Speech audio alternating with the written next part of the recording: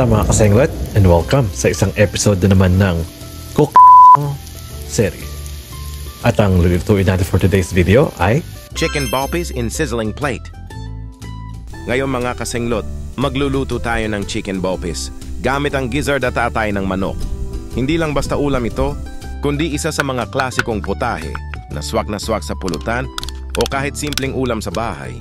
Malasa, makulay at siguradong magugustuhan mo. Umpisahan na natin pakuluan muna ang chicken gizzard at atay kasama ang bay leaf, paminta, asin, sibuyas at bawang. Kapag kumulo, hanguin agad ang atay para hindi masyadong lumambot. Tuloy lang pakuluan ang gizzard hanggang sa lumambot, hiwain ng maliliit ang pinakuluang gizzard at atay. Iset aside para isama sa paggisa mamaya. Mag-init ng mantika, igisa ang bawang at sibuyas hanggang maging golden brown at lumabas ang aroma. Ito ang base ng boppies na magpapasarap sa buong lutuin. Ihalo na ang hiniwang gizzard at atay. Igisa hanggang maging medyo brown ang kulay nito.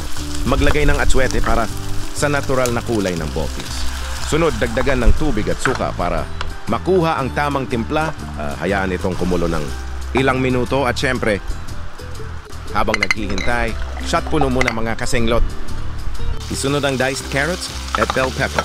Gisa lang hanggang mag-soften ang veggies. Pero wag itong i-overcook para may crunch pa rin. Timplahan ng asin, paminta at patis para mas malinam na manglasa. Naglagay din tayo ng bay leaf para magbigay ng classic aroma. Habang hinahalo ang lahat ng sangkap, pwede rin maglagay ng dried chili para sa extra sipa ng anghang. Optional lang ito. Lutuin pa ng 2 minutes at pagkatapos pwede na hanguin. Magpainit ng sizzling plate hanggang umusok. Sa kadahan-dahang ibuhos ang boppies. Nakakagutom na sa amoy pa lang.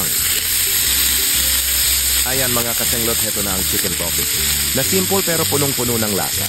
Kulay pa lang, matatakam ka na. Perfect kasama ng kanin, perfect din sa malamig na beer. Kaya itry nyo na. Siguradong mapaparami ang tagay mo dito.